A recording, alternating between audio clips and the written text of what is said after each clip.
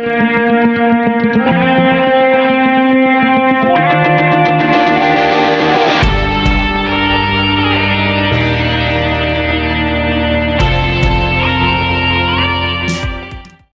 و حضرات السلام علیکم۔ آج کی سچی کہانی 1892 میں اسٹینفورڈ یونیورسٹی سے شروع ہوتی ہے۔ ایک 18 سالہ اسٹوڈنٹ نوجوان ہوور اور اس کے قریبی دوست نیش نے اسٹینفورڈ یونیورسٹی میں اپنے تعلیمی سفر کا آغاز کیا۔ ہوور ایک لوہار کا بیٹا تھا مگر 9 سال کی عمر میں یتیم ہو گیا تھا۔ اس نے اسٹینفورڈ یونیورسٹی میں جیولوجی میجر میں داخلہ لینے کے لیے سخت محنت کی تھی۔ یہ دونوں دوست محنتی اسٹوڈنٹ تھے لیکن ان کے پاس اپنی فیس ادا کرنے کے لیے پیسے نہیں تھے۔ اس مالی مشکل کا حل نکالنے کے لیے انہوں نے ایک جرأت مندانہ منصوبہ بنایا۔ انہوں نے اپنی تعلیم مکمل کرنے کے لیے ضروری فنڈز اکٹھے کرنے کے لیے اس وقت کے پولینڈ سے تعلق رکھنے والے مشہور پیانو پلیئر ایگنیس پیٹریاسکی کا ایک کنسرٹ کرانے کا پلان بنایا۔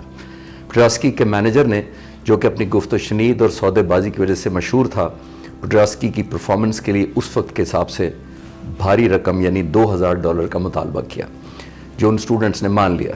ہوور اور اس کے دوست نے ایک زبردست مہم کا آغاز کیا تاکہ یہ یقینی بنایا جا سکے کہ کانسرٹ کامیاب ہو۔ جیسے جیسے کانسرٹ کی تاریخ قریب آتی گئی، پیٹریاسکی کی شہرت کی وجہ سے اس ایونٹ میں لوگوں نے بہت دلچسپی لی اور ٹکٹوں کی فروخت میں تیزی آنے لگی۔ تاہم دونوں اسٹوڈنٹس کی بے انتہا کوششوں کے باوجود وہ اپنے ٹکٹ بیچنے کے ٹارگٹ سے پیچھے رہ گئے۔ آخرکار وہ رات آ گئی جس کا سب کو انتظار تھا۔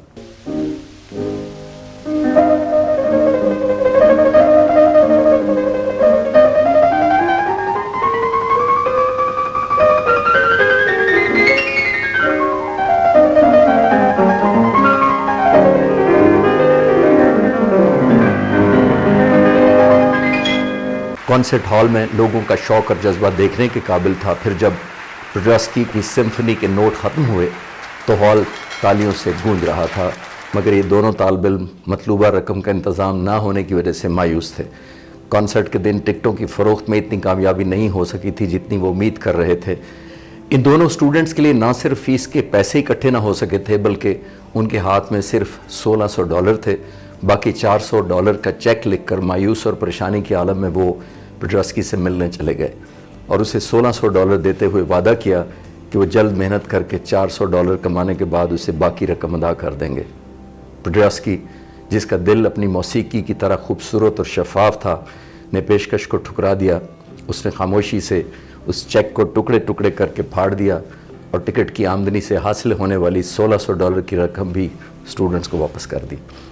یہ اتنے بڑے سٹار کی طرف سے ان سٹوڈنٹس کے لیے ایسا خوبصورت جیسچر تھا جسے وہ زندگی بھر نہیں بھولے۔ یہ کہانی ہمیں یاد دلاتی ہے کہ عظمت صرف ہنر یا کامیابیوں کے بارے میں نہیں ہے، لیکن کہانی ابھی ختم نہیں ہوتی۔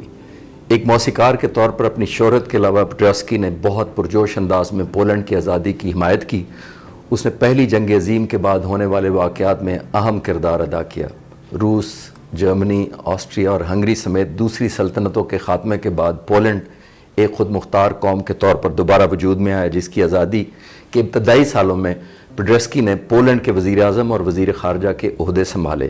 تاہم پولینڈ کو آزادی کے ابتدائی سالوں میں بہت بڑے چیلنجز کا سامنا کرنا پڑا، جس میں شامل تھی خوراک کی شدید قلت اور تباہ حال معیشت۔ پیٹریاسکی نے مدد کے لیے امریکہ کا رخ کیا۔ اس نے اس وقت کے امریکی فوڈ اینڈ ریلیف ایڈمنسٹریشن کے ڈائریکٹر ہربرٹ سے رابطہ کیا، جو بعد میں 1929 سے 1932 تک امریکی صدر بھی بنا۔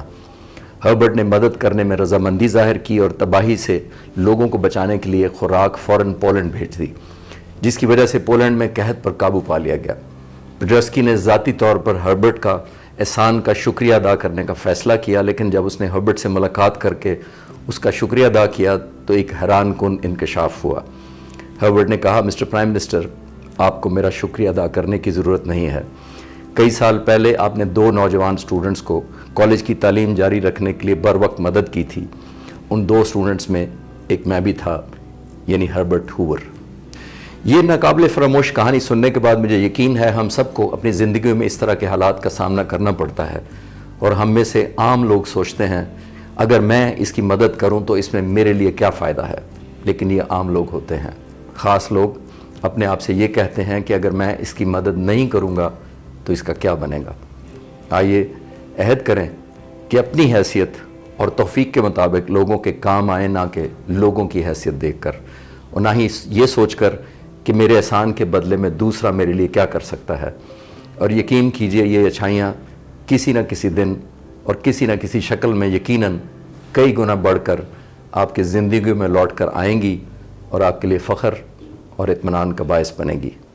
پاکستان پائندہ باد۔